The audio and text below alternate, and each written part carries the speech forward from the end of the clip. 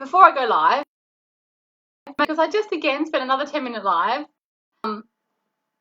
chatting away, and then realizing that actually got some messages through to say, actually, we can't hear you. So I had my head plugged in and not actually in my ears. So headphones are out. Hopefully, if you are on that first live, you will find me again and let me know if you can hear me okay. And just let me know in the comments. So I'm going to tell you again. I actually was called to come in. It's an impromptu live. I hadn't scheduled myself in to come in with you. But I just had a very interesting conversation with Optus. A very interesting conversation with Optus. And I had to come and share what happened. So I'm going to try and make this story short because it's not about the story. I don't want to get back into that story. But what happened in January is I used to lease a mobile phone, and my lease had run out, and I had to go and hand my phone back in at the store, organise a new phone contract, and so what happened, they said once they receive the phone back at the warehouse, they will credit my account $230. Or no, I'll be charged $230, and then as soon as they receive it, the rest will be credited off. And I was like, okay, cool, yep, great. So that was in January, and then I came to February. Can you let me know also if you can hear me? Okay. Live, I had my headphones plugged in and not actually. So if you let me know if you are here live, I can see there's a few people here. Let me know if you can hear me okay, please. So Optus, I handed my leased phone back in, told me that they were going to charge for the phone and then they'll credit me as soon as it gets back to the warehouse. And I'm like, yep, good, fine.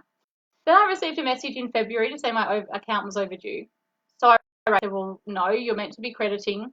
Hey, Julie, can you let me know if you can hear me okay this time? And so I said, no, you're meant to be crediting my phone, crediting me $230. And the guy's like, yes, I know. Yep, that's in your record. Yes, we're meant to be crediting you. I'll give you a call back in the next day or two to let you know that we've received it. Brilliant. I then received a text message and an email to say they've got my phone. I'm like, yep, cool.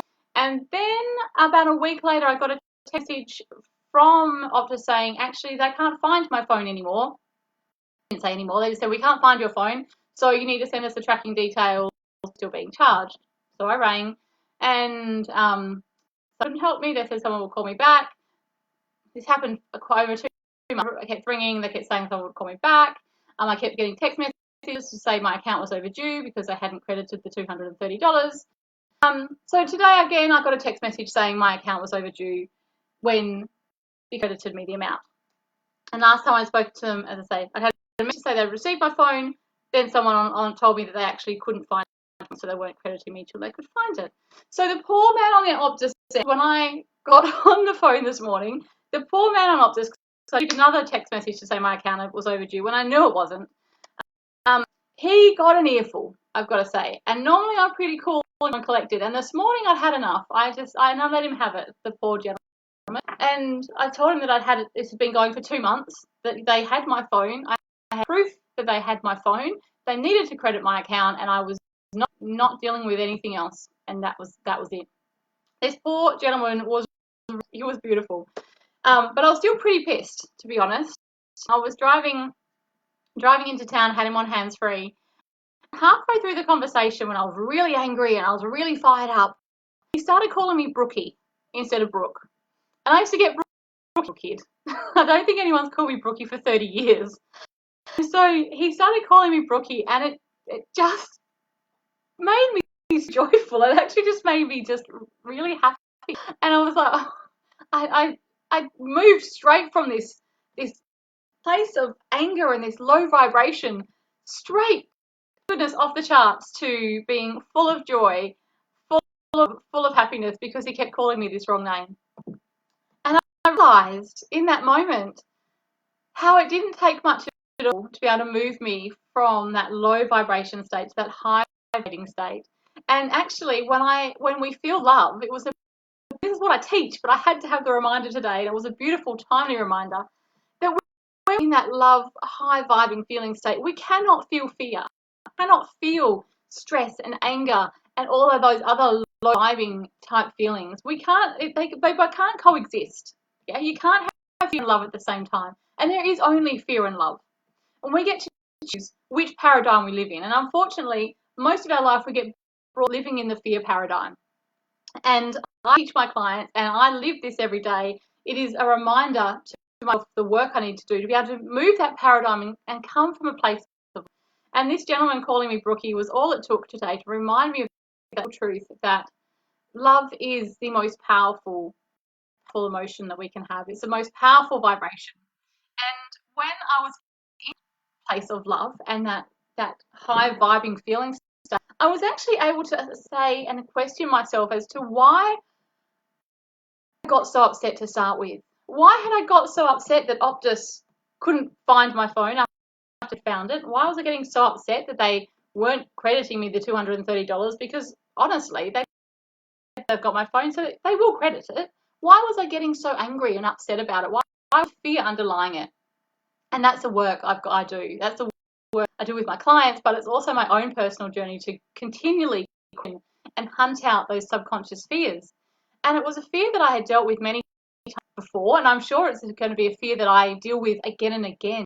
But that was a fear that it's not easy to receive money, or when you're receiving money easily, something bad has to happen. Yeah, because that has been the process. I am been so joyfully loving the last work I've been doing. Abundance has been everywhere. It has been a glorious last couple of months.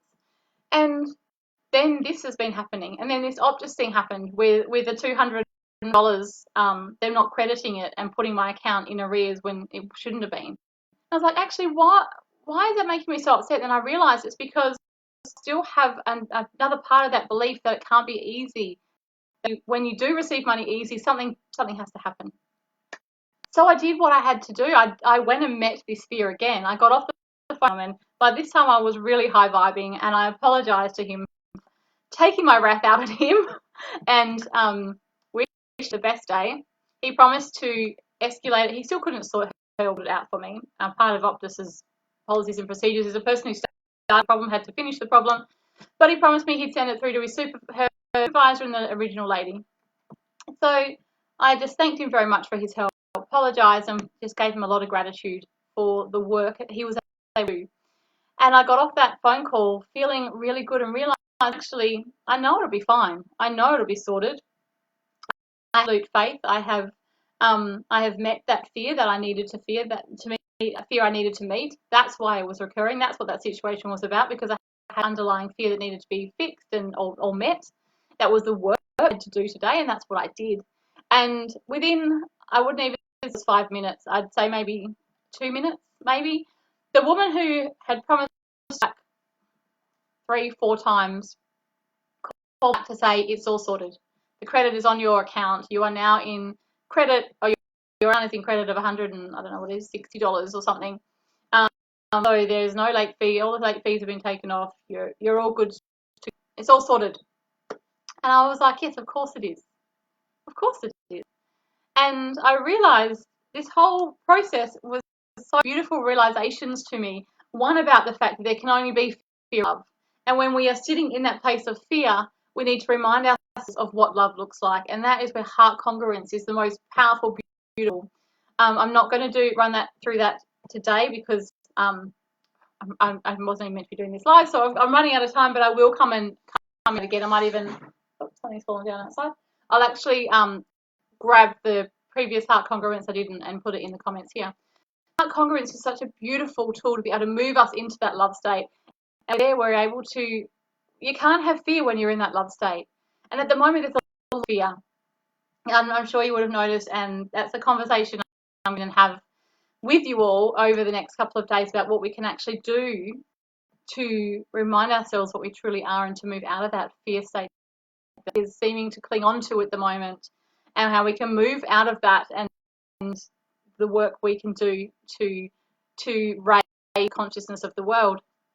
I'm going to come and do that conversation in a couple of. But yeah, it was today's conversation with Optus, such a timely, beautiful reminder that when there is love, fear cannot exist.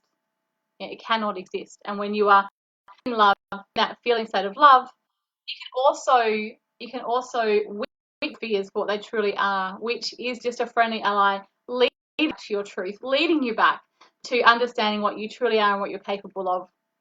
And it's just, yeah, it's been a beautiful day to fall into my tools and to do the work, because the work I do with it's the work I do with myself. It is never, ever the end point is to become fearless.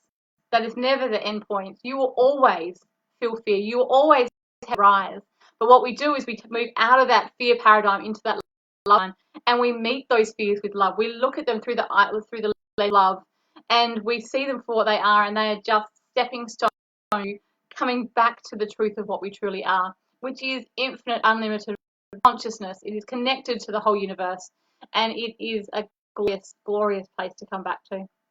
Thank you, everyone who has been with me live this whole time, and for you who found me back again after I had my headphones in. I really have to remind myself to after my client calls. I'll be back the next day or two because I'm really feeling called to come talk to you about fear, and I will see you then. Have a beautiful rest of your day. Bye.